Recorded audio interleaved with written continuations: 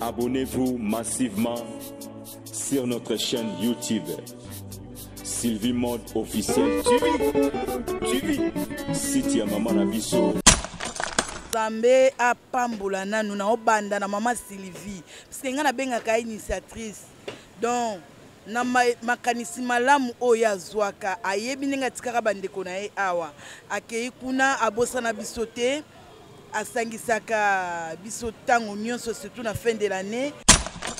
On peut savoir bandeko na bango sourire la fin de l'année. C'est que kokabeza donc kokaba botama nango. C'est que ya botama déjà na kokaba.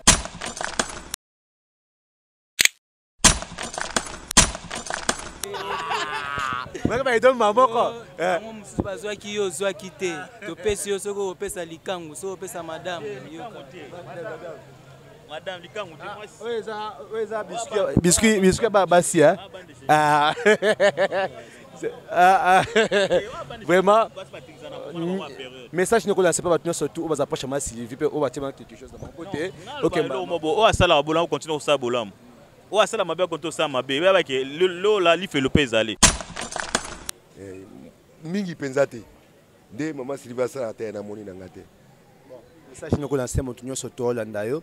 Maintenant surtout va approcher ma Sylvie ba comment tu otanga na bene bandeli awa. Et puis ne ba oza posa soutenir mais bazami ba doute message ne connaissez. Maman Kair ça na mona ke na ko ke soute. Na yo ka ke soute. Na yo ka ke soute za la ka pemela maman. Voilà et bosono eza fin du monde té. Nenga to akanisaka capacité intellectuelle ezali.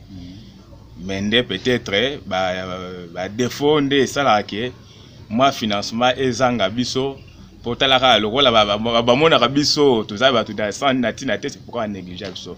Mais en soi naza électronicien puis naza couturier. Merci Ndeko Rodrigue. Ezanga te quoi lever des meilleurs zanga na ngote quand ndema sifa ba ki abi boka mabanga na pesa pe Rodrigue boka kango ya na problème parce que c'est notre maison et ba ba soutenir maman biso Sylvie hein et coupe WhatsApp nano ba mbote na bino ebele ba meilleur ve na bino couple J maman Emilia papa John ba meilleur ve na bino place bozali Elodie la maintenance moi Nzambe wana maman motema ba mbote maman Anne-Marie Banza Maman Brigitte Banza, son attaque maman Anne Banza, nous avons Brigitte Banza. Il y a la légion. Et Tom Banza. Donc ma famille Banza, merci. La meilleure veine à Bino Place Rosa, maman Émilie, Florence Kisala, ma meilleure veine à yo, Champlain, Inès. En tout cas, vous avez les papiers, les chanceliers. Mon père pas combat l'international, papi ML. Ma meilleure veine à yo, Nice Baïzi, ma meilleure veine. Rodrigue, vous êtes une meilleure veine. Merci bien. Damaris, petit c'est propre. Ma meilleure veine au place. La grâce divine TV. La grâce divine TV. Papa Nyonso, Obaninga Biso, ma meilleure veine. En tout cas, Maman Sylvie, dans sa carrière, le baki. Donc, quand il a le contre les Chinois, parce que Maman Sylvie, ma meilleure veine à Bino, vous êtes Maman Solange Poutou, Maman Mireille, Maman Tété, moi aussi, papa m'a passé. En Allemagne, ma meilleure veine à Bino Lissoussou. Donc, maman Nabiso, Myriam, la Belgique, ma meilleure veine à maman Maï. Maman j'ai tout qui sait là, maman Alice Poutuzoa. En tout cas, posé Bélo sur notre temps, combo. Donc, c'était maman Noël Manzambi, maman, j'ai ce stade qui en tout cas, ça bien. Par exemple, la suite, aussi moi quelque chose, nayo.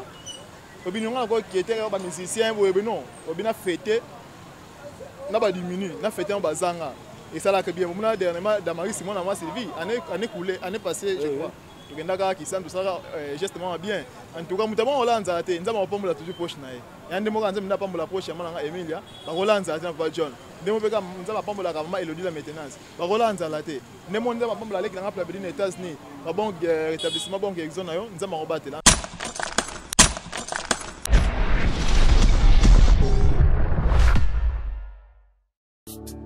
Abonnez-vous massivement sur notre chaîne YouTube.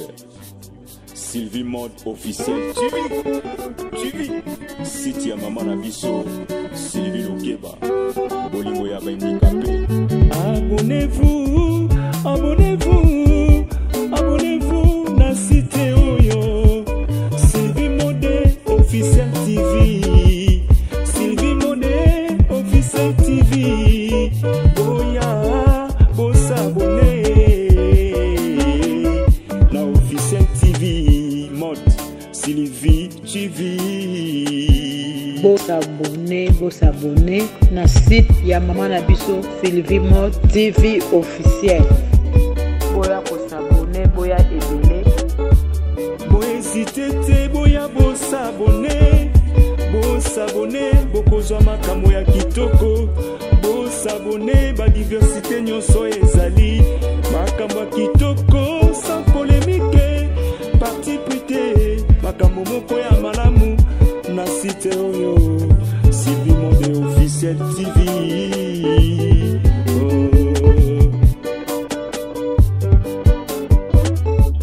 Site ya mama na biso Lukeba Polimo ya handicapé Mama Sylvie Ayeli biso site moko ya malamu Boya Bosabone Bosabone Bosabone YouTube oyo Bozali komona ndeko nanga Ezana makambo ebele émission na Sylvie Mo TV officiel. Sylvie Mo TV officiel, c'est la seule et unique émission où les handicapés, où ça vraiment qui était handicapé, base la visibilité dans le monde particulièrement ici à Kinshasa. C'est pas pour rien, c'est pas aussi hasard. Il y a un bon Sylvie, une initiative vraiment. Il y a quoi encadrer les handicapés, aux approches des handicapés, des Gonaï, base à Kinshasa, puis dans RDC. Il y a un commandant là, tu as la festivité. Il y a un nouvel truc les handicapés, bientôt ils ont une bonne année. Donc une initiative dans la fondation Asbel Naé, Sylvie Mo TV, donc handicapés. Et on dit qu'ils vont vraiment ensemble, nos partenaires, nous doivent soutenir chaque fois. Il y a quelque chose pour les handicapés, surtout avec Kinshasa. Comme d'habitude, l'année passée, au moment qui vient de ça, qui m'a tour par centre.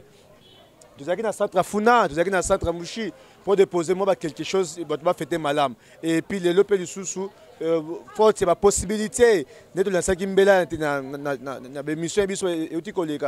Et c'est la possibilité vraiment mingité pour être handicapé. Na moke oyazui, va basunga qui va salir ça qui est né à moi une initiative sur oyo, il y a bien ça handicapé nous sur out na Oshwe na Oshwe na terrasse ya maman madame Zola pour te remettre vivre et non vivre handicapé pour te fêter les premiers ballons malam vraiment. Ensemble na le cordon qui est ici présent, ensemble na Belon Kwalama, ensemble bon vraiment na maman Zolana toza awa et pour te tokabola biloko maye bandeko na biso batini à travers ma Sylvie na ma Sylvie moko sali effort et ta que maman pour te bana ba fêter malam et on toza bon bandeko na biso awa je pense bien to mona ba jus ezali ba poulet ezali awa huile ezali sur quoi l'os ezali mungo ezali il y a encore beaucoup de choses au bon on va remettre bandeko super parents biso baza awa pour te ba fêter le premier vraiment malam je peux si merci vraiment davantage d'avance, je peux dire, maman Sylvie, merci Ming. Malgré c'était sous la pluie que les handicapés sous la pluie vraiment. Surtout na Oshwe awa ma etondi makasi. Les gens qui difficulté makasi pour les handicapés, ba traverser place toza awa. La Oshwe za obukana mbule betia makasi awa mokomalala. Moi difficulté wana za makasi vraiment to koyoka embouteillage zawa. Et puis les handicapés bango ba nyataka na c'est il y a des handicapés baza véloté. On était obligé aux motos et traverser Bango. Et traverser Bango, on était obligé de traverser Bango. L'initiative, il y a cordon. Alors, vous voyez, ceux qui vont se handicapés, dans le vélo, dans le béquille, et qui sont Bango, qui sont les bêtes, la facilité vraiment. Il y a autant de traverser la place où les alliés. Mais il y a un moment qui te dit qu'il y a des handicapés, bon, sur handicapés, côté, moi, sans eux, les camarades. Bon, comprends, on a prince vraiment, on n'a pas le choix. On n'a pas le choix, mais donc voilà, sauf bien à cause de l'image, il y a Oshwe. Alors, tu as déjà automatiquement des blocs, des jus, des blocs comme ça, des bisacuna, des andako, des oiseaux sur un dégonabiso, tu peux pas fêter malam. Tu as appelé à chaque fois, la moto surtout, il y a bonne foi, pour te voir sur un ASBM Sylvie. Moto a porté handicapé au cœur. Moto a pensé que les handicapés vont avancer malam. Je pense que tout le monde a bâché dans Zawana. Bon, mon nom est Zawana, association civile ou Kebabo Lunga handicapé. Vraiment, l'initiative est vraiment pour que les handicapés n'ont surtout une facilité, il y a une façon de vivre. La difficulté, c'est accepter la différence et le respect. C'est-à-dire, à cette situation, juste pour te dire ma différence et respecter Bango. Je pense que les handicapés vont respecter. Les Banzela, la famille ils ne sont pas respectés. Alors, on va minimiser. Et on va que ça que bon côté. alingi bango bazala accepter la différence pe bazana respect compte tenu ya ba valide pe ba tous oyo ba ben mise bango alors to eza ba ju déjà de to kabolango ouais moto moko pote a fêté malamu moko le premier nzambe apambola ma civil ukeba nzambe apambola batonyo surtout oyo ba chema quelque chose na bango pote réalisation oyo et c'est passé mon commandant oh toza awa Kinshasa précisément na Oshwe pote ba toi fêter malamu vraiment le premier merci beaucoup na motonyo surtout nzambe apambola bote na bino misabo sayaka ata bino place vous allez vraiment vous avez comme besoin nzambe à réaliser pe à kokisa ngo alors toza na Julio awa déjà yé bientôt kende pote boyebi que y a des artistes vous comprenez ça il y a des artistes tout l'interview va dire déjà Boni bien alors sentiment nous avons na arts au ma Sylvia a posé na bande ko va soutenir rien bon sentiment est belé hein il faut qu'on l'ait faut qu'on puisse merci na muto à penser na bino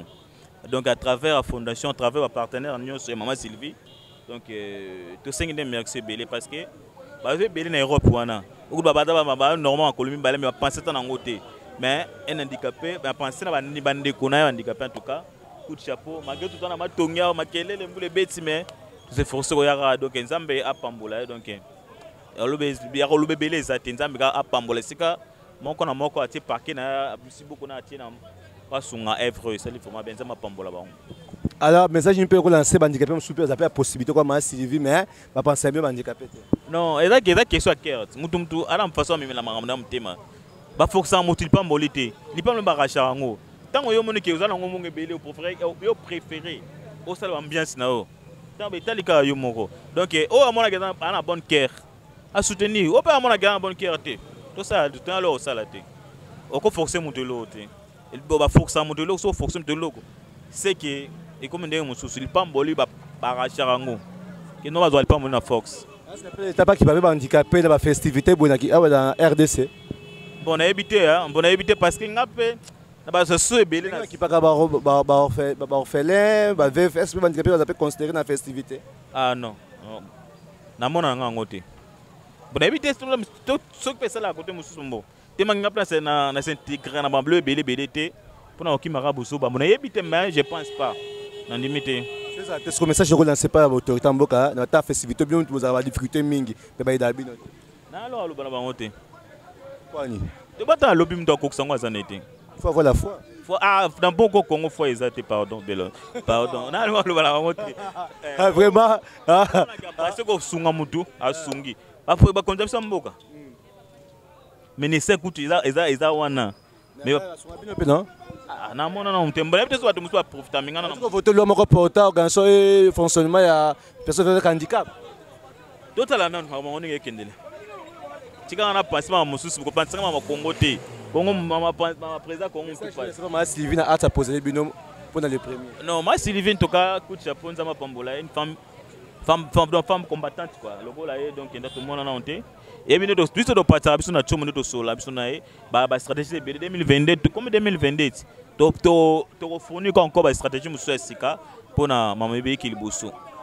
Merci beaucoup merci déjà comme si vous allez pressé faut kende c'est faut na l'église pe moto pe na loa ngote hein donc na boné to suto suka nende nini abeto enzelati c'est bon il y a bien le maté mais abeto enzelati so footimo beta abeto enzelati faut y voir aussi le catch vous t'as catch oui c'est votre avancé vraiment à tous les jours de Pascal apprécié faut qu'une église c'est pour cela qu'on doit remettre au bon Zali quelque chose n'a pas été à fêter malamu le premier vraiment merci à maman Sylvie merci à la surtout à WhatsApp aux prochainement Sylvie merci à tout surtout vraiment aujourd'hui bilo qu'on a yo na mon package na moni soso na moni huile donc na balancer tout donc madame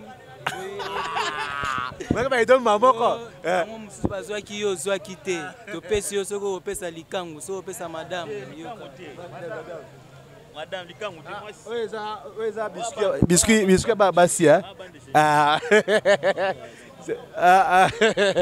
vraiment message ne connaissez pas maintenant surtout on va approcher ma Sylvie on va te quelque chose de mon côté OK on va ça là on continue ça bolam Ouais, ça la mabe quand on s'en mabe. Là, il fait le pays aller. Ah ouais, toi avancer toujours dans l'émission Bisso, dans art et charité, art et qui toque au maman Sylvie à poser pour les handicapés, pour les surtout au Plaza Simanae, Bayero dans l'ombre, dans la cité, comment on va ming vraiment ming maman. On va retenir maman Sylvie parce qu'elle approche naie, quand vous allez agir. Handicapé azangi mwa velo batindi azangi beki batindi kwa mama Anne-Marie Mbanza ataka kosala yango mama nuna manzambe basala ka biloko bongo vraiment bien surtout pe wa avancer pe na likolo wan pote maso ka malamu. Alors na pesi meilleur VP bonne année na ngai na mama Noëlla Manzambi na Suisse mama Noëlla Manzambi na Suisse pesi yo le meilleur et bonne année 2022 na mama Myriam na Belgique ma bien na Belgique na pesi le meilleur et bonne année 2022 place aux Alinzambe abatela papa Molayo na art oyo bosali et charité et puis na handicapé au baza awa Kinshasa vraiment nzama mona bino place bozali a réaliser ba posa bino pas kokisa yango ndenge bongo esengeli. Merci miso soupe lever le meilleur na mama Anne-Marie Mbanza na France. Anne-Marie Mbanza maman person bot lever le meilleur place aux Ali et puis la batunia surtout les bottes mobile vraiment maman Anne-Marie Mbanza je suis toujours reconnaissant Bissona Belon art s'oppose à chaque fois et surtout peu le sous na aussi comme art et pas maman qui vélo maman Anne-Marie Mbanza na France. Merci mina maman Emilia Moussapa John, maman Emilia Moussapa John, notre maman, maman Bellon, maman Rodrigue, maman Emilia peut se lever le meilleur et elle a souhaité lever le meilleur. Naman ça, ils ont savé pour un bateau handicapé. Merci beaucoup vraiment. Merci Nzambe ya pambola bino pe ah bakisa o ezanga libota pe papa John place azali lever le meilleur et bonne année papa John place azali maman Emilia to là où il y a trop maman vous avez monté ma Bissona Bellon votre gros boss en a ôté vraiment merci sous souper lever le meilleur na maman Maï na Allemagne maman Maï na Allemagne na pesio merci na art opposé peut quelque chose de check awa et peut lever le meilleur bonne année 2022 maman Maï na Allemagne et puis sous merci na maman Jetou Toya na Allemagne maman Jetou Toya na Allemagne na peut souper merci d'avance na sali comme art bosu maman Sylvie peut te réaliser mon commandant vraiment merci vraiment maman Jetou Toya na Allemagne et puis na présenté sous lever le meilleur et bonne année na yo maman Jetou place aux ali Nzambe ya pambola pe benisa a ko ça pour ça en 2022 vraiment et puis sous merci maman Alice Kutuzoa na Allemagne maman Alice Kutuzoa en Allemagne vous avez bien Allemagne maman Allemagne vraiment parce que nous je veux le meilleur et bonne année, année à prospérité, longévité et puis à bénédiction, à grâce et puis la relation est bien vraiment et s'accomplir. D'abord moi on a bino paix dans les bottes na bino maman Alice vraiment le veut le meilleur place aux Alpes merci na Oyo Osali et puis papa Dadi Pelani na France papa Dadi Pelani na France na Pesio merci on se maman Sylvie et puis le veut le meilleur place aux Ali papa bonne année 2022 papa Dadi Pelani na France papa Dadi Pelani na France la place aux Ali vraiment nzamba pambola yo maso le kamala mon père réaliser ba projet na yo au conseil 2022 merci beaucoup vraiment ne bo soutenir maman Sylvie et pe sous merci makasi na maman Mireille na Belgique maman Mireille na Belgique place aux Ali na peso d'abord merci et puis le vœu le meilleur bonne année 2022 et Nzamba pambola bino pe a réalisé ba poste na bino vraiment na 2022 au moins ça réalisable vraiment pour Nzambe ya songa bino na art bo poser charité na bino boza vraiment pour songa handicapé Nzambe ya pambola bino vraiment maman Mireille na Belgique maman Tété moi si ya papa ma passe en Allemagne maman Tété le comme makasi na quand maman Tété vraiment parce que sumbote là, vous avez pu lever le meilleur bonne année 2022. Et nous avons pas mon maman Tété, na papa ma passe en Allemagne. Maman n'a pas mon labino, na on a tout ça là pour les handicapés, bas seka, bas anniversaire, on va valide, bas fêter malam pour le premier oyo. Toujours compte bientôt là déjà, dans quelques jours déjà, tous les premiers déjà. Merci, n'a bien surtout maman Tété, papa ma passe, on a cabino kala vraiment, la CP sur le cabino même comme le tous les maman Sylvie pour tes maçons, elle est kamalam. Alors toi avancer mission Bisso, là j'ai d'abord présenté me veut le meilleur à tout le monde et à toute personne qui m'avait soutenu vraiment durant l'année 2021. Maman Emilia, maman Anne-Marie Mbanza. Banza, maman Blandine Machanga, tout, maman surtout vous êtes proche nangai, c'est maman Sylvie Moro vraiment. Merci de nous soutenir en 2022, en 2021. Je pense bien que M. Bakoya en 2022 peut tout là ensemble. Et toute personne aussi qui a la bonne volonté, qui a la volonté aussi vraiment d'aider les handicapés à travers ma Sylvie, vous pouvez prendre le contact, vous contacter, vous sont handicapés Oyo, Bazan Bisso Awa, Bazan discuter et puis avec le temps pour découvrir. Voilà. Nous avançons, on a intervenu à Bisso, maman tout le monde Awa, et puis ça doit sucrer déjà ça maman Marie, Awa, Beka Oede ngana pour sa kit c'est nga sima, Okosuanga. OK. Maman Marie Boni. Bonjour papa journaliste meilleur. Merci pareillement.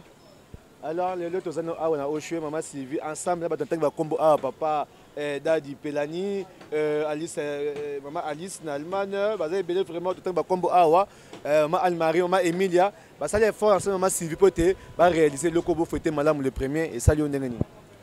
Merci beaucoup vraiment ngana koloba boy j'espère bon mona et là malgré tout naza malade na obela mais bon mona elonganga et na sourire nazo mela même vitalo Nzambe apambola nanu na obanda na maman Sylvie parce que ngana bengaka initiatrice donc na makanisi malamu oyo azwaka ayebi ninga tikaka bandeko na ye awa akei kuna abosana bisote asangisaka biso tango nyonso surtout na fin de l'année na bandeko na yo baza pembeni ti maman Marie Banza nani maman Noela Manzambi maman na biso Emilia vraiment ba maman wana nazo donc naozanga moya koloba na bino nzamba mona bino maman na obo sala et puis esuka bongo te to belela ba maman boze belé bosala o bandeko na bino pe ba osala na bosani pete mesela be na biso donc yo ozaka pena maman na biso bosala maman Sylvie te bosala ka pena maman Sylvie bosunga maman Sylvie 100 francs na bino bopesaka e koma na maboko na biso yango bomona kaka tozomela na bandeko na ngai ba maman ya bolingo bientôt bazokoma bomoni citation to ana ngoya mvula awa na ba maman pe ya fondation ya maman Sylvie bango e bazana na ba papa même donc tozana joie makasi Nzambe apambola bino 2022 ezala vraiment ya sourire na mabota na bino nyonso Nzamba pesa bino posa motema na bino Nzamba kokisa ba posa motema na bino en tout cas Nzamba mona bino na bengi pe ba o ba komi na nuté bomona ka maman Sylvie bomona maman Sylvie en tout cas nyonso eleka malamu merci beaucoup donc ba bonne année na bino nyonso ba maman na ngai donc na ba papa na ngai nyonso bino nyonso vraiment na tombeli bino bonne année et l'amour merci beaucoup vraiment. Merci maman. Alors même suspect baza comme Sylvie en Allemagne, aux États-Unis, baza na Canada, mais baza une initiative à Boété basala Congo pour les handicapés. Mais ça qu'on est à chaque moment il y a toutes les activités pareilles et c'est pas ça à travers maman Sylvie bandeko mususu.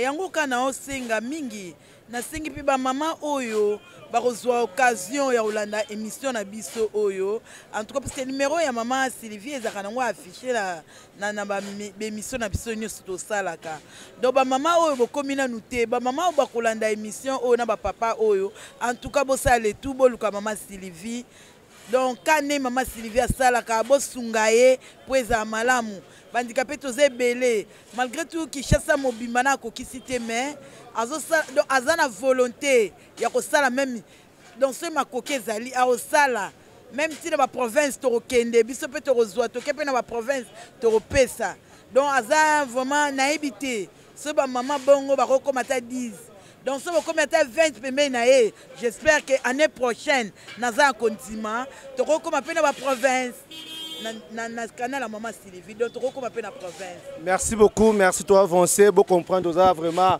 en pleine vraiment avenue Oshwe, embouteillage Zali, Mboule Tigobeta, vous savez, qui nous pète comme les gens le disent toujours, qui nous pète mais on voit rien du tout, on voit rien du tout, mais qui nous pète en haut, au chemin et tout, on dit bon, les gens n'arrivent même pas à traverser Nakmakadam. Alors je salue et je présente meilleur V et bonne année, le seul et l'unique en son genre, conte chinois, Karine Mokonz, la baronne. nous souhaitons bonne année maman et puis le vœu de meilleur nous avons pas béni salut maso oyayo et que liboso la baronne Karine Mokonzi lycée Hélénique. Alors toi avancez toujours na et torvina biso et on découvre c'est bon sengo ya komona maman Sylvie asali arts moko ya charité arts moko ya reconnaissance arts moko kitoko va fêter malam vraiment le premier. Alors, on a des boules. Des boules, nous avons des boules. Alors, des boules, bonio. Oui, nous avons bien Angola, Zambé. Des boules, on a au choix. Maman Sylvia pense que nous pouvons fêter malam le premier. Nous avons des commoussus, nous avons des combats. Bon, nous avons vraiment tellement de joie makasi parce que comme on a une initiative à Boye, nous avons un handicapé à la souci. Il y a biso pour appeler ça biso esengo la fin de l'année. Il y a tchakate et belé baza okola ye baza pela ba moyen mais basali ngote mais dès que ton mutam bimisi likani c'est ça le loko boye on peut ça verra bande ko la bango sourire la fin de l'année c'est que kokabeza don kokaba botama na ngo c'est que ya botama déjà na okaba yango na vraiment na senga vraiment nzamba lola o ya pesa bato souffle de vie à continuer ko pesa ka souffle de vie a pesa ba raisonnement ya malamu o azala ngo à travers bande ko na ye yango vraiment o ya roloba vraiment mingi ezate na oseka na osepela vraiment na nzambe oyo lususu asala biso akela biso a continuer ko pesa ye o ya zoluka a continuer ko pesa o ya zoluka en plus pe ba proche na ye o baza pene na ye ndenge bazo kanisa tena ndambu Nzambe akoba ko pesa bango po balobi liboko o ekabaka ekauka te. OK. Ndenge okaba. Eza tozane bande côté. Tozane papa maman moko te. Mais to botami to yo yeba na ka kala mingi te. Mais alakisi volonté na ye amour a joué quelque chose à raisonner biso. Vu que bato belé bazol ko la ye. Ope baleke na mbongo. Mais basali le côté. Eza hasard te na mutu nyonso yango na osepela pe nzamba pambola bandeko nyonso bazala tout en tour na ye. Merci de boule, merci à le bien et vraiment le beau épée saka beau comprendre ce place tozali beau comprendre biso vraiment ce n'est que normal là tozali des boules le mot très important le vœu le meilleur na batunyo surtout le vœu le meilleur na Belon Kwalama le vœu le meilleur et puis bonne année na cordon et cordon toujours et il y a mutu à son rabi so maromi ba action mix parce association il est là toujours avec nous ensemble et bonne année na EP cordon na Belon Kwalama. Alors toi avancer na beau santé ko souhaiter sous bonne année ma casse vraiment na batunyo so ba merci bien ça nga ba répondre bientôt là pour la chomo batu ya WhatsApp maman Sylvie batunyo sur WhatsApp maman Sylvie après si nous le vœu na présenter nous le vœu le meilleur et puis bonne année 2022 vraiment nyabi que vous a réalisable ma so maman Sylvie ça kingai et je pense toujours que comme il y a bientôt là avant que ça WhatsApp tu sur le peut ça échange égalité. Alors nous surtout maman Anne Marazawana maman Noëlla Mazawa maman Emilia maman Blandu Machanga maman Jetou maman Alice bon surtout bazawa que on peut voir ça quelque chose peut-être nazar un téléphone il y a bien été vraiment hein ce téléphone il y a bien et ça a plaisir tous ensemble. Alors beka toi avancer interview malgré moi mbulonge beti me kwa mbulate na eloka malamu ko me handicapé nyo surtout à Kinshasa na arts oyo association civile que bon handicapé et ça vraiment papa bonne santé santé ça malamu le deux tozano a on a Oshwe maman Sylvie ensemble na maman tout en combo awa ba ça quelque chose pour te répondre à bino positivement pour fêter malamu mon quoi les premiers na biloko ozali bosno moni wana et ça ndenge nini et ça linga bien pesa mbala liboso te yo yebi kenga na yaka ye moko yebi nga jeli ayebi ye eza ndenge nini nzambe asala ye yango tosengaka nzambe lokola yasa bimi na bamikili wana azala bapartenaire ebele bapambole po motema ne ezaka kopambola mais possibilité ne ezanga ya makasi po soki azwi ebele okomona okabola ngo na biso nyonso aosala eloko moko même baministre nyonso basalaka yango te baza rare basoki paka na biso te bango balingi mituka basi c'est ça na makolo ya feti moko te kovisite biso mais tala ye aza mosika akanisi biso mo te nzambe ye moko ayebi parce que babongisa nzambe nga na yo na ye toyebi te yango na kosenga na ba partenaire nde tosengaka surtout na bisa Chacher Bemba ata la maman Sylvie kuna soki ye asalisi ye akotia binde toyebisaki ye abosana te maman Sylvie aza na mal kuna Bemba akende pa maman Sylvie asala mwa donc moko ya malamu biso mpe tosunge pour que aza na debi na ye awa ya babacho équipe tout lever le meilleur puis na Chassel Mbemba lever le meilleur et puis bon en 2022 Chassel Mbemba papa baki ceux qui sont maman Sylvie na ba aso posaka vraiment au chat debi vous êtes professeur à PCD abosana te nzamba pambola ye na baninga tu bazali kuna ba partenaire na ye bakanisa ye akosaka te yo mo ozomona na bilembo soki bopesi eloko ye akobisaka yango mpa na biso jamais ya kozwa yango azalaka na makambo wana te utakala nde napesaka bambote moyena aloba te totala 2022 ndenge kokende nzambe asungi mpe mama Irene na yo mpe ozali awa yo kuta oza ministre délégué tala mamba aza mosika asali yango yo oza pembeni nayebi ke bosololaka yo na ye yo mpe otiki biso boye so otiki biso boye pesa na mama Sylvie tinda ata kuna ye mpe atinda yango ata en tout cas bozala loboko na mosapi yo na ye parce que maman Irene mais ministère ya ministère délégué avec handicapé son rabino pe na festivité oui ou non bandi sikana to moni pena bakso ngo ebele te nanu te na mona ki kaka ba ki ko réflexionner kuna na biso na ba partenaire ya église ya ces derniers jours kingabwa kitambo souper basilicité zandamu batiki na ba msuba zo polambula nde toza ba msuba polambula par biso de toza malamu nanu penza dona e to moni nanu te parce que nanu te côté l'homme encore porteur fonctionnaire gozasio avec handicap et ça de donner va voter qui lui en l'Assemblée nationale balobi kana ngolo bango baloba kakati le msuba balobi ke na maiti baloba fu musale so to mona ngo mais to moni ngo nanu te balobi oui bango baloba baba ba bongso so ba bongisa ngo yango ti so to moni ngo to komisi so to moni ngo te ke na ngona mai bango ndenge na bango quand même un espoir totyaka na nzambe nzambe asunga kaka makanisi na bango epo na bango bato tondima te po ya nzambe nde tokondima Sylvie na bafestivité boye ayaka pene bino bandicapé est-ce que misupe bayaka mpe proche na bino bandicapé na festivité boye bakostera bino kwa bakendaka kofete na baveve na baorphelin bayaka te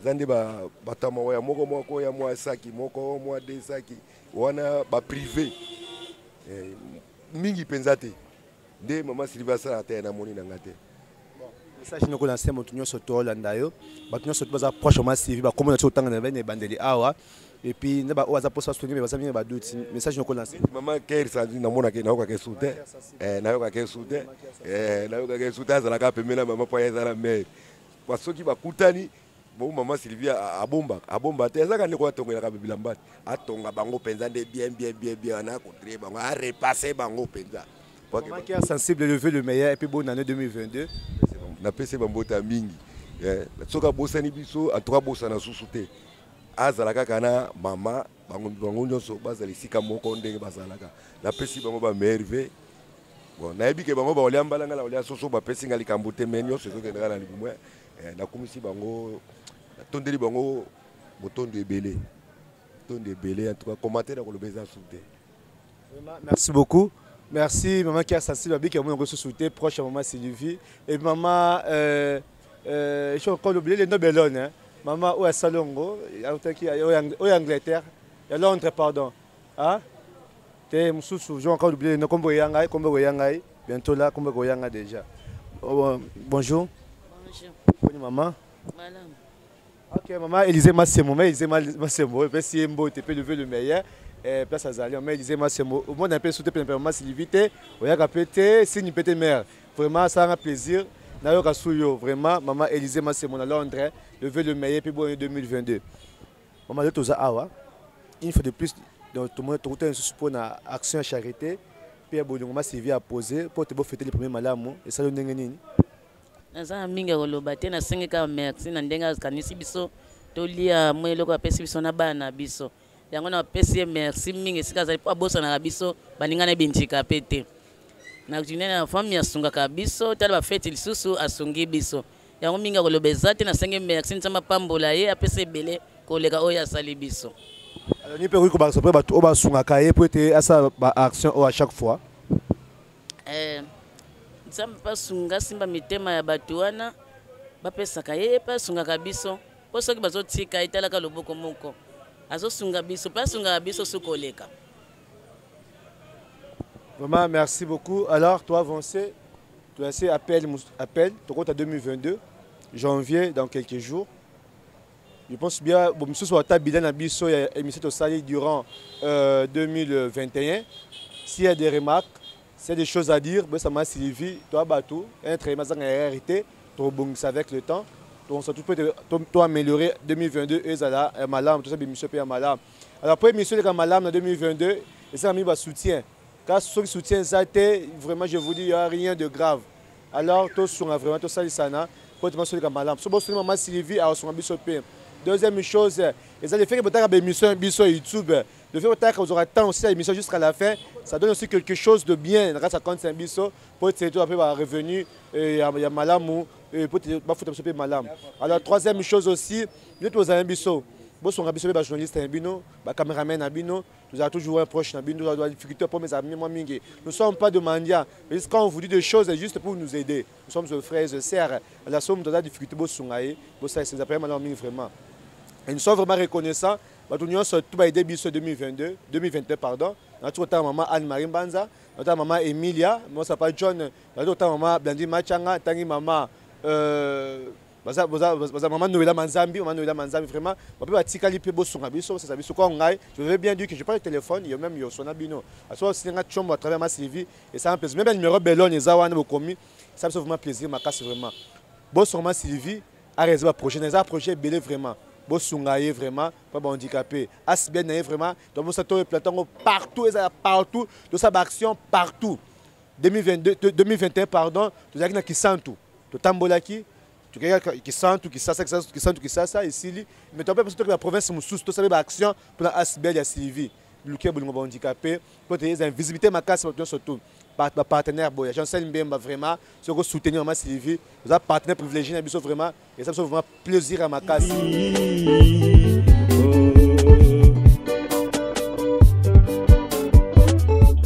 C'était à maman la biso, le keba, pour le moyen handicapé. Mama Sylvie, ayeli biso, c'était mon koya malamu, boya, bossa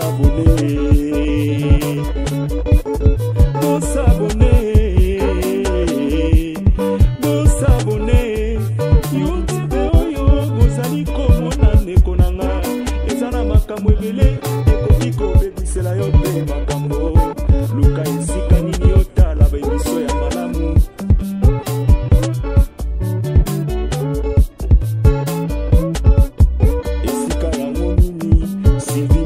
Officiel TV, ya mama na biso Sylvie, lukeba, bossa boneye,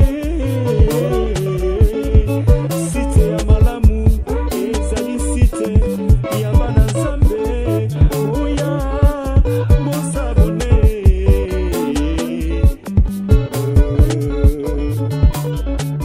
site ya bana nzambe.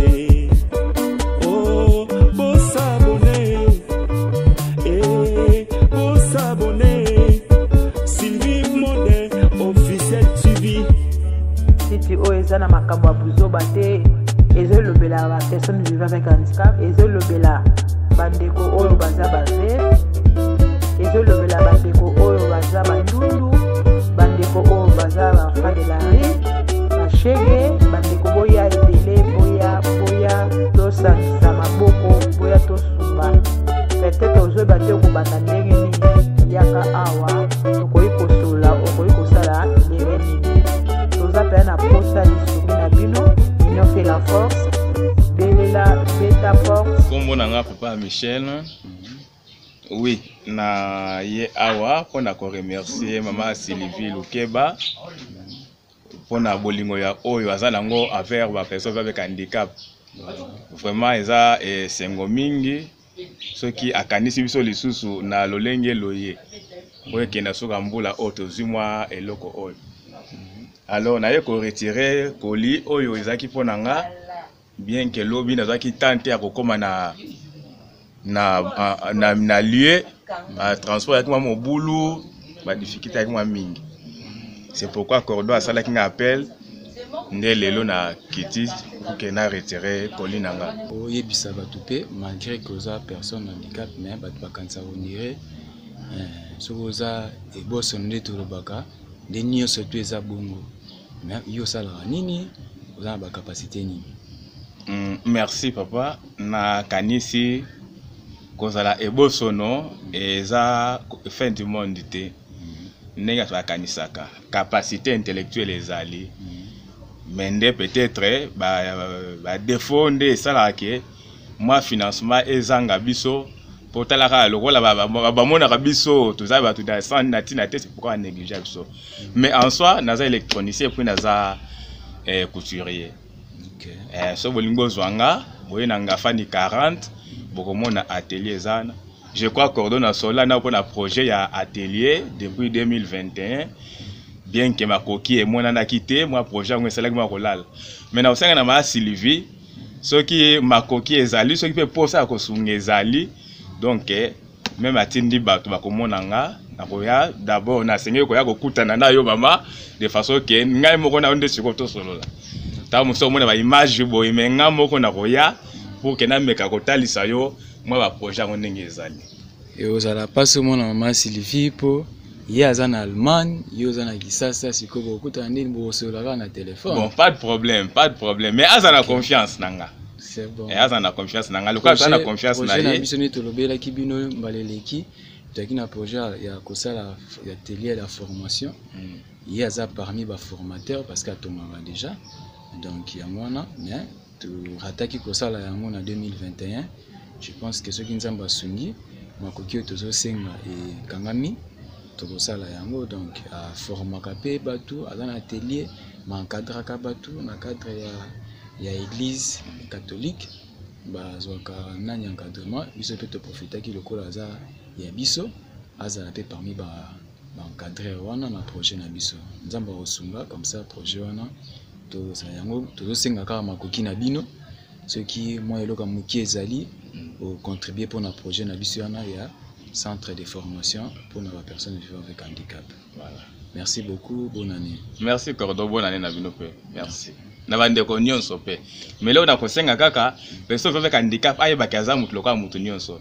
C'est-à-dire ceux qui ont une capacité à cause de la formation ezali luka ba centre bisika oyo omoni ke makoki ateza mingité ceux qui yesika bande ko handicapé bazali toza na bolingo oyo mama Sylvie azoko lakisa. Jo papa mais na sepeli pona mama Sylvie Lukeba pona eloko asali pona biso wa personne handicap na sepeli pena makasi lobi tozwaki nde tante ya koya mais yango Cordo abengisi biso lelo nde toye awa po toye tozwi biloko na biso sepeli bona ne nzambe apambola ye aumela tikino seko na seko. Ok, merci. Yokombo nani? Nga kombo na nga Luyalu Menipama Isei. Ufandi wapi? Afandi na Munga Fula na quartier Kimbondo, avenue Juma numéro 34. Vraiment nous sommes arrivés à la fin cérémonie nabiso ya mokomalelo. Je pense bien va to clôturer cérémonie nabiso de plus moi malwa mukina cordon et ki ozanga ya rolobate beka soki peut-être ko soma kit moko cordon ozanga rolobate pona action oyo to poser mokolo ya lelo au niveau ya Asbel, c'est lui qui dirige l'Asbel au niveau de Kinshasa et celui qui est là azo diriger biso au niveau de Kinshasa au niveau ya Asbel si vous qui est handicapé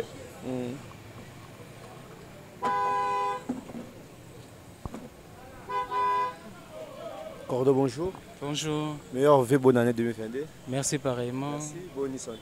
Qui met en ango, toujours Kankola Zobatela. Vraiment. Tout ça, ah ouais, comme d'habitude, ça a toujours action notre maman Sylvie, et proposé vivre et non vivre, dans centre handicapé, mais le faute de moyens, tout ça, ah ouais, au choix pour te chaque moto ça ramanda mundambu, il faut bien le premier.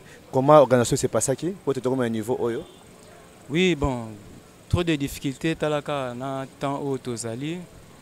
Mais seulement le col les a fardeau nabiso donc il fallait tout ça de notre mieux pour que tout ça la moi action tout moni biso moko environnement ngezali donc mboule beti na ba transport à passi donc bato mususu fallait ki basala déplacement ba koki ko sala déplacement te ba ninga mususu bazala ki attend avant boule beta yango on a fait de notre mieux pour que to remettre bango oyo to bomoni awa mais o mususu etikali nango biloko eza nango mo ebele ba ninga mususu ba s'excuser par rapport ya moyen o bazuite pona koya place biso tozali to kobombela bango moko bando ya ozeloko na ye moi snani na ye market na ye paquet na ye agi pour que akende fete pe longo na baninga mususu to pesa kaka mbela pa na bato mususu oyo batali biso kaka na miso mais ba soutenir biso te to comprendre parce que toza na pirto passer temps moko monde mobile passer temps moko très difficile par rapport à ba covid donc monique mutu po amika ko chamwa loboko ni na poche a sunga et ça moi muke na ba réflexion belé mais on est là dans temps oyo nde ko epesa mele pesaka makasi na maboko ya bato donc bato bazana ba difficulté yo zana mwelo ka muke pesa oyo azozanga en tout cas oya pesa ka biso souffle de vie ako bosa na te ko mona acte na yo zo mona wana ezana période à passer les données et pesa ka makasi place ya bato donc yango na structure yango yo ne to epesa biso asile bezali moyen moko canal moko pona ko komisa ya bino aide place ya bato baza ba démini nde to benga bango o bazo zanga eke ba biloko ne komela bango mamuke oyo mama Sylvie azaki nango abundanaki yango na to meki moko sala de notre mieux pour que to kabola oyo enfin que bango pe lobby baloba après lobby baloba bonne année après lobby baloba meilleur vœu et puis azoba meilleur vœu azomela moi jinaye il y a pas azolia soso na ye na kati azolia loso et puis ezo kitape nzambe azomona oya bujaki loboko pona kopesa yango en tout cas merci mingi na o pe bazaki na ma intention mais temps et permettre bango te mbala sima to yebi ke to kozanga kozo yango na temps convenable pour que to pesa yango et ça la bien makasi. Alors parlez un peu de l'organisation Yasbel, quels sont les projets pour l'année 2022, de réalisation, de structures, ou bien il y a aussi beaucoup de choses, je peux dire qu'il y a un projet Zébélé, mais comment s'organise maintenant la Yasbel, civil qui est handicapé? Ok, le projet, ils ont déjà dans Katia Kaye, mais en 2022, tozo kanisa ko kipe nan ba maman oyo batongaka. Maman oyo batongaka parce que déjà fallait qu'il en 2021 tozaki na projet ya ko sala nani ya rattrapage ya ko sala alphabétisation ko ça ba cours ya alphabétisation ko pe sa formation na ba batu pona ko tonga mais déjà toyebi bato yo baza na ba centre na bango na Funa na Mushikuna eza na bato déjà batongaka o bayebi ko tonga mais baza na moyen te ya outil te pona ko sala yango na année oyo 2022 ce qui nkola abateli biso ba moyen ezali to ko soutenir nanu bato wana ko pesa bango ba moyen ba machine à coudre ko kipe bango pour que ekende liboso makambo o basalaka et ba koma mamuke na autonomie ba koma indépendant que ye moka komi kotonga azoteka elamba na ye pour que azo eloka kolia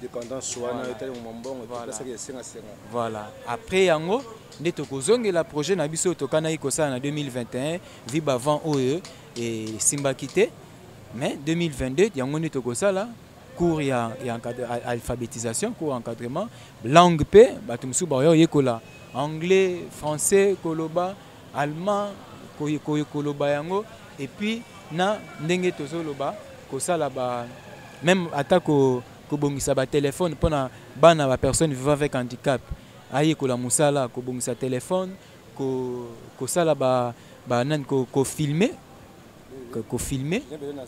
voilà donc encadrement on a de sorte que moi na ata mususu moi classe ko pesa moi mukete mais musala oya ko yekola et ko aider quand même pour que moi muke et ko tarape na ndaku allez ça rappelle libota ki pepe baninga mususu parce que déjà conçu aussi l'idée déjà de créer même un centre de formation pour les personnes avec handicap le manque de moyens et ceux qui partenaires comme monde en a vraiment pour te réaliser en 2022 voilà donc petit à petit le to que non malembe ceux qui mutu à bonne foi et ko simbaye de sorte que à Tchapake naye, on va faire comme au Lobiana, centre de formation, mais le paix que nous avons, au lieu de croiser les bras, on va aller mollo pour que tout réaliser.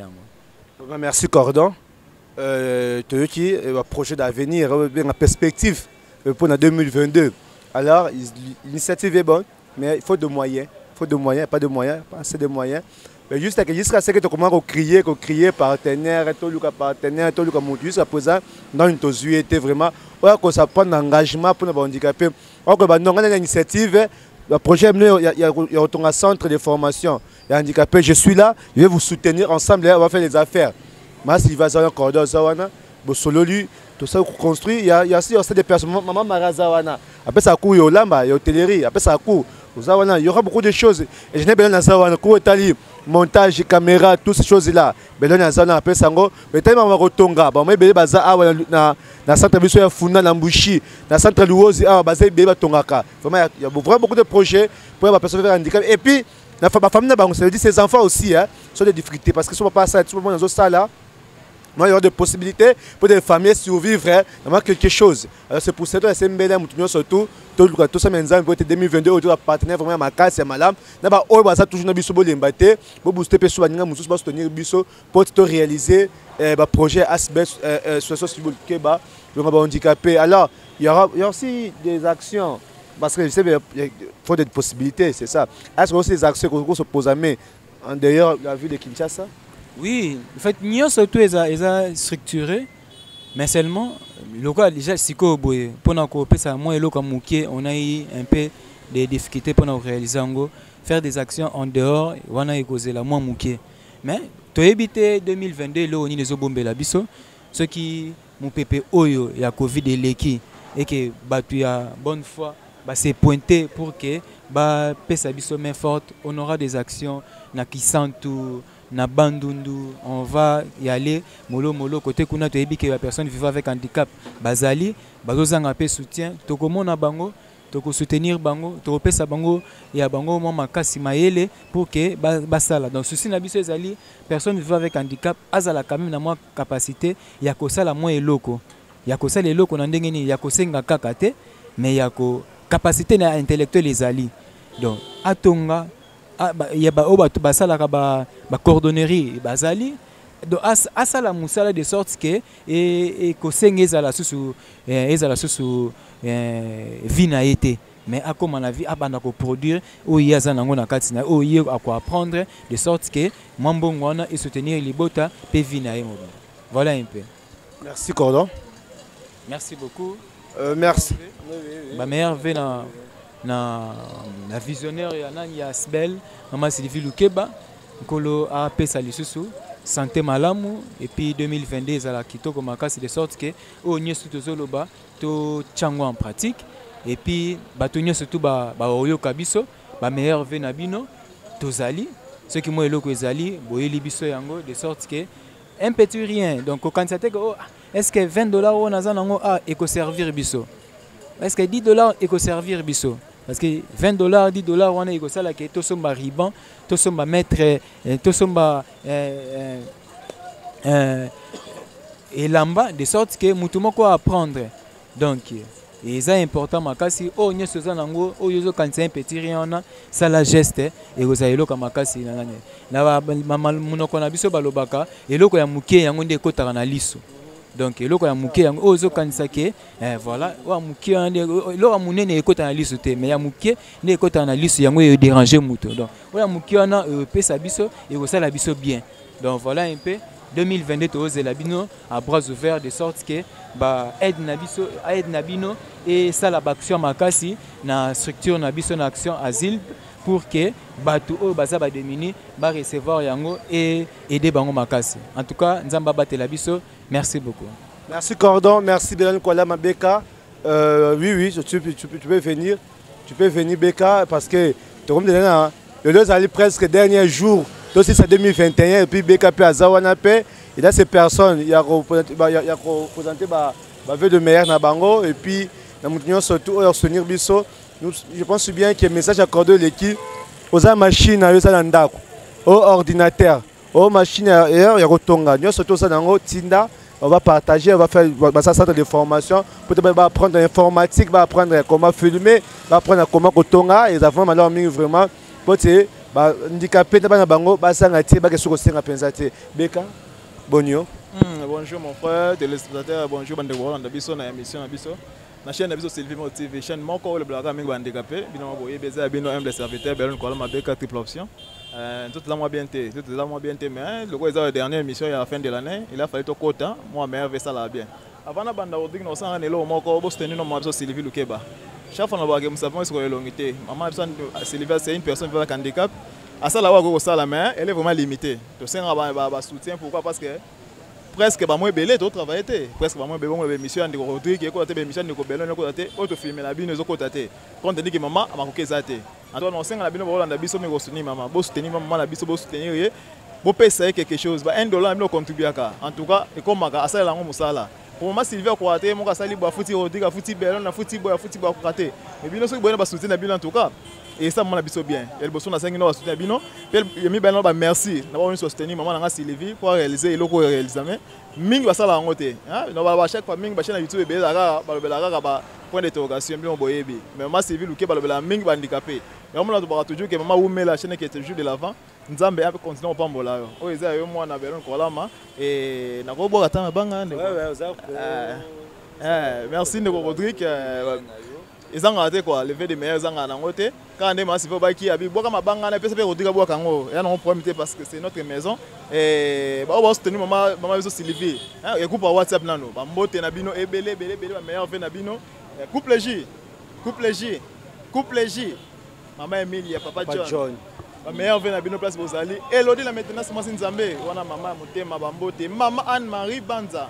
Maman Brigitte Banza, son attend maman Anne Banza, nous avons Brigitte Banza. Il y a la leki. Et Tom Banza. Donc ma famille Banza, merci. La meilleure veine à Bino place maman Émilie, Florence Kisala, la meilleure veine à yo, Champlain, Inès. En tout cas, vous avez les papiers, les chanceliers. Mon père Papa Koba, l'international, papi ML. Ma meilleure veine à yo, Nice Baïzir, ma meilleure veine. Rodrigue, vous êtes mon père, nous avons meilleure veine. Damaris, petit c'est propre. Ma meilleure veine, la grâce divine TV. La grâce divine TV. Papa Nyon, so oba ninga biso, ma meilleure veine. En tout cas, maman Sylvie, dans sa go elobaki. Donc quand il a dans le contre les Chinois, parce que maman Sylvie, ma meilleure veine à Bino, vous êtes la baronne. Maman Solange Poutou, maman Mireille, maman Tété, moi aussi, papa m'a passé. En Allemagne, ma mère vient à Bino Lissousou. Donc, maman Abisso, Myriam, na Belgique, ma mère vient à maman Maï. Maman, j'ai tout qui sait là, maman Alice Poutuzoa. En tout cas, posé Bélo sur notre temps, combo. Donc, c'était maman Noël Manzambi, maman, j'ai ce stade qui, en tout cas, ça bien. Par exemple, la suite, il y a aussi moi quelque chose, nayo. Obino, qui était un musicien, ou non, Obina fêté, n'a pas diminué, n'a fêté en bazanga. Et ça, là, que bien, mon dernièrement, Damaris Simon, maman Sylvie, année coulée, année passée, je crois. Qui sent tout ça gestement bien. En tout cas, nous avons Hollande, nous avons pas toujours proche. Il y a des moments où nous n'avons pas la proche, Emilia, Hollande, pas John. Nous avons pas la maman Elodie la maintenance. Hollande, nous avons pas la États-Unis. Bon rétablissement, bon exon, nous avons rebattu. En tout cas, Rodrigue, merci. Nous avons bien été, mais nous avons fait ça là. Pour mon élément et l'équipe bien, nous avons l'équipe. En tout cas, le peuple nous merci Mingi. Bon, fêtez malade. Et là, on a bossé dans Moutouya, Rodrigue, le 23 janvier, c'est mon anniversaire. Le 23 janvier, c'est mon anniversaire. L'anniversaire du père et du fils. Donc, l'anniversaire de Papa Koba, le 23 janvier. En tout cas, on rappelle Bino Kaka. Bon, c'est encore ça là, Kaka. C'est que maman Noëlla, Manzabi, maman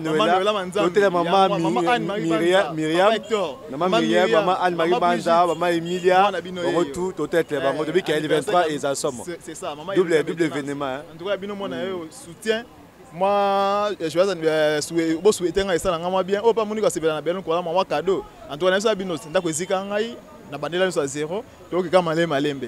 Donc, nous avons un merci dans eux, nous avons un appel, un coup de fil, nous avons que ça l'a bien.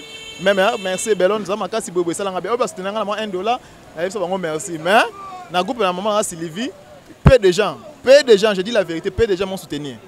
Donc, on va soutenir peut-être 3 personnes. Mais le groupe, le groupe, Élisée Massebo, Bazana, Gilite, Bazana. bon, ce n'est pas grave, ça est commis. Et Maman Sylvie, merci pour l'opportunité. Nous avons j'ai fait une émission, nous avons la chaîne et comme ça la bien. Une fois de plus, on dit merci beaucoup mon frère. Merci. Triple option, merci. Merci d'avoir surtout comme dans cette émission. Merci Maman Sylvie. Merci d'abord à Nzambe pour l'occasion de se réunir sur Awa. Et c'est pas ça. Et merci. Merci maman. Il y a ceux qui ont été pour nous supporter au fêter madame le premier. Merci kaka Maman Sylvie. Merci na oyo asali. Nzambe bakisile belé ndingala tsabiso le 8 mars na oyo lisusu. Surtout nga na za veuve. Ndinga pesi boy. Na sepeli po bala na balia. Ko bala ne balia tama musu ba kukata mukwake. Euti na grâce ya Maman Sylvie. Maman Sylvie Nzambe pambola o. Ewa biso pe basi na ba veuve tozali. Ko bosa na biso pete na centre mushi. Toze belé yo moko e bi centre mushi mama. Ko bosa na biso te. Nzambe pambola o. Zinga na onyo so Nzambe pambola bino na bango na mingi tena siki wana. Merci maman. Message ne plus que ça na Maman Sylvie va poser. Na sengi Maman Sylvie merci mingi. Na bato basunga Maman Sylvie merci Nzambe pambola bango pesa bango ebele koleka. Po biso peto zo po yende mutakanisa biso mingi basala ngo bakanisa biso te mais Maman Sylvie na bato bapesa ka basunga ka bakanisi biso. Yanga na sengi Maman Sylvie merci mingi Nzambe pambola na bato basunga ka toza pe na bana musope batang classe na centre ya mushi na bana benika pe babota bana baza pe bata makolo batambola boy baza handicapé te Maman Sylvie yo yebi bango boko tindela bana ata machine ya kotonga te batonga kata babilamba te na mboko bana bakozwa misala wapi na mboko misala ezalaka te bana bosisa ba classe misala ezalaka te bavandi kaka boy yo yebi bango toza na bana basi ya mibale benika pe babota bakosunga bango te yango na sengi yo merci mingi Nzambe pambola bino na bato basungaka yo bapambola bango. Merci. Merci na montunyo surtout à ça quelque chose na merci na pambola bino abota na bino ba projet na bino pe nyonso la perspective d'avenir pour na 2022 merci na maman Noël Manzambe na Suisse la pesio merci pe ne bandena ba ki bongo lever le meilleur merci na maman Myriam na Belgique merci maman Annie-Marie Mbanza, la famille Mbanza, merci. Puis, lever le meilleur et bonne année 2022, la famille Mobimba. Maman Jetun Toya, maman Judith Toya en Allemagne, merci. Maman Emilia en Allemagne, maman Emilia Papa John en Allemagne, merci. Maman Maï en Allemagne, venez surtout en Allemagne, vraiment. Vous avez belé, maman Alice Koutuzoa en Allemagne, vous êtes tellement belle en Allemagne, vraiment. Donc, un plaisir. Quand on va bino. Papa Dadi Pelani na France. Papa n'a pas su merci. Maman Sylvie. Maman Solange Mpoutou na Londres. Continuar. Karine Mokonz, la baronne. Lycée Hélénique en son genre. Vraiment. Merci vraiment. Maman Tété moi si à papa m'a pas ça en Allemagne. Et puis surtout merci. Merci vraiment. Nous surtout à soutenir. Toujours là ensemble avec vous. Et je fais tout mon mieux. Par remarque, par reproche, vraiment. Et sont plutôt consommés en 2022. Alors, donc le train accord. En tout cas, merci beaucoup. Merci à Bazo qui m'a cassé à Koya pour Bazo et Bango. Bonne année. Donc, bonne année à Batunio surtout. Ciao. Ciao. Vous avez posé ça handicapé. Le papa Zawa, Véloné et Boukani, n'a pas du peuple. Donc, pour ça que vous avez une solution. Tu as posé ça à vélo. Vous avez posé à Béki pour que vous soyez handicapés. Vous avez un moté vraiment. Mais si vous avez des difficultés, vraiment, vous soyez au prochain numéro. Pardon. Bye.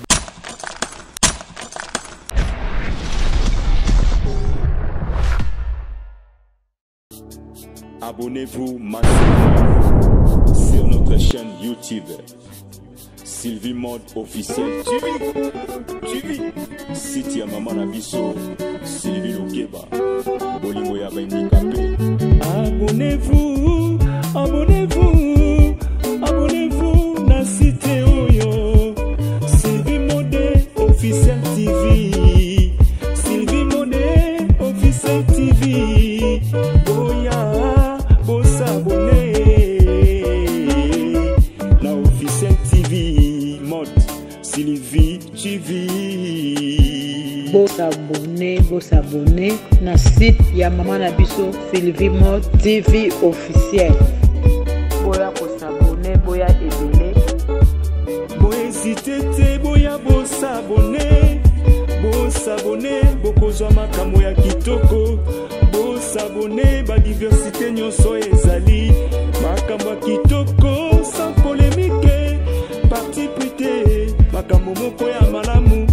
Na site oyo, Sylvie Mo officiel TV.